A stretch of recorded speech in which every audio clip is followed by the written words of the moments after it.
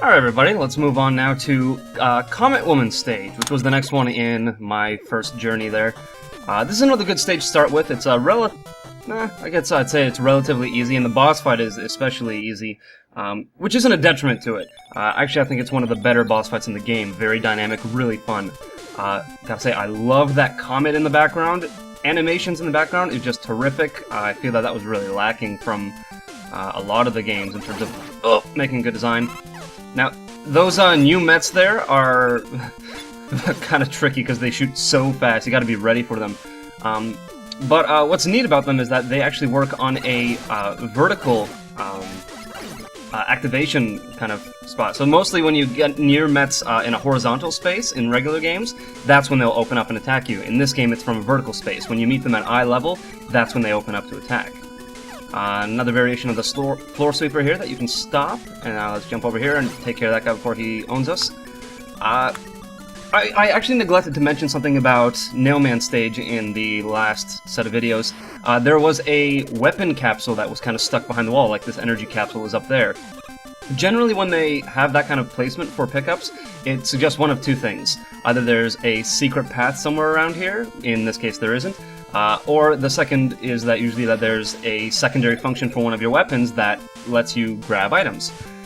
This strikes me as strange in this game in particular, because the item that you can grab, the weapon that you can grab items with is the one you get from the bonus boss. And I don't think anyone's even going to attempt to go for the bonus boss before they clear at least half of the levels, probably most of them. And they're certainly not going to revisit a stage to pick up some, energy and some weapon capsules, so why put them there? I get that they're just there to kind of hint to the player that, there is a weapon that can grab stuff, but at the same time, these items are never going to get grabbed. If you're going to put items that are out of reach and that you can only get with special items, make them something enticing.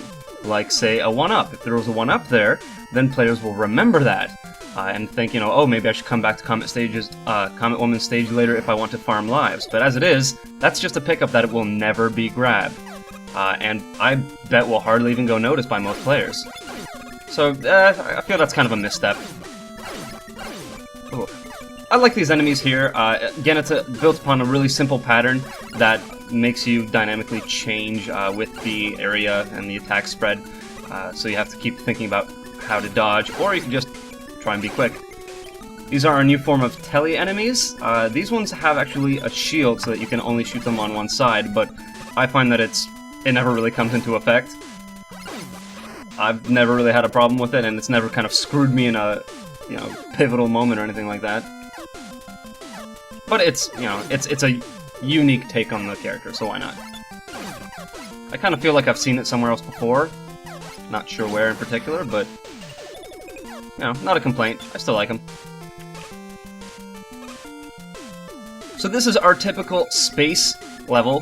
There's a lot of them throughout the series, and generally in space and underwater levels, the designers seem to feel like they can make the platforming challenges a little bit tougher. Which makes sense. With greater mobility, it's a lot easier to control your jumps, so they can demand more of you. In this game, they've balanced that out even more by adding a slippery floor here. I don't want to showcase too much on this small platform, but you can trust me. And I think that's fine. With the greater degree of vertical movement and the mobility in the air, it's really not a problem. If you've played any platformer before, you know that how to function on ice. So really, I don't know, it doesn't really add too much to the equation, aside from a few moments, one of which we'll come into that I feel is kind of clever. Running. This one right here, actually. First off, just want to say, love this moon. Oh, that's great. I think this is the only screen in this level where you can actually see the moon, so it's not a standard background component. It was specifically drawn for this room, and I think it adds a lot of atmosphere. And like I said, combination of the low grav and the ice makes for some fun platforming challenges like this. Okay, it's not much, but I like it. Also really like this jump here. You have to be right at your apex to be able to jump. Apex? Is that the right word? I don't even know. I might be making that up. Oh, I did not time that correctly. That one I timed very well. Alright, run!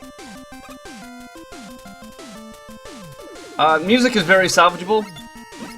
Not particularly catchy, but nothing that I don't mind. Now that I think about it, I'm wondering if the ice and the low grav environment has been used before, possibly in one of the Star Droid levels from Mega Man 5 on the Game Boy. I haven't played that game in years, so I can't remember, but it feels slightly familiar.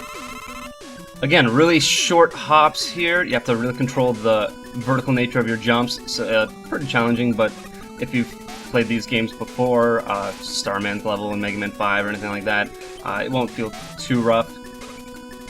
Starman's level is actually a really good example of how the designers will put in more of a challenge for space levels. I think that stage has the most use of... oh, nice. The most use of instant death spikes out of all the stages in Mega Man 5. Maybe Crystal Man stage has more, but I kind of doubt it. And that seems fine, you know, with greater mobility, they want to add more challenge. It's nothing too risky, even in those games, in terms of what you need to avoid. Oh man, I'm getting lucky with those. Yeah, the low grav makes it pretty manageable. The spikes don't really become much of a problem. Ooh, I got lucky there. Let's time this correctly here. Oh, I like that those actually follow you on a vertical track as well. Alright. I actually really like these, I don't know what you call them, mantis enemies. They remind me kind of like praying mantis type design insects. Oh, I don't even want to try this.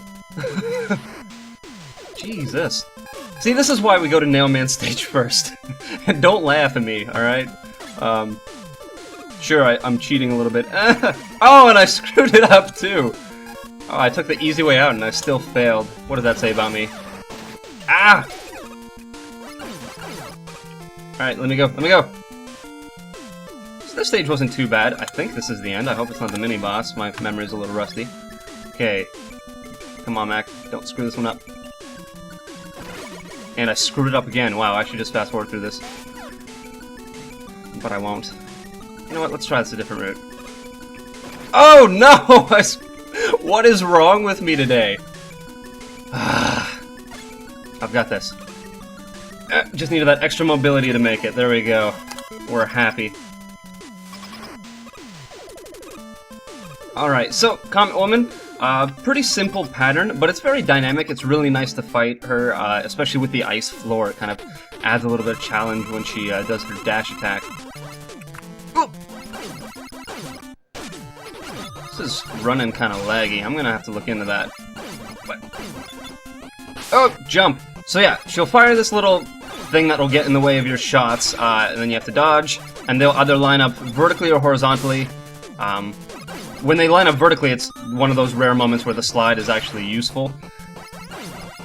Like I said, this is a fairly easy fight. It's just a lot of fun. And another one of those fights where I feel like it was designed around the charge shot, because mainly how these move. The way that they block your shots feels like they kind of give you an opportunity to make a charge shot ready and use it against the boss, but they don't do that, so I don't know. It strikes me as strange. Ah! Boom.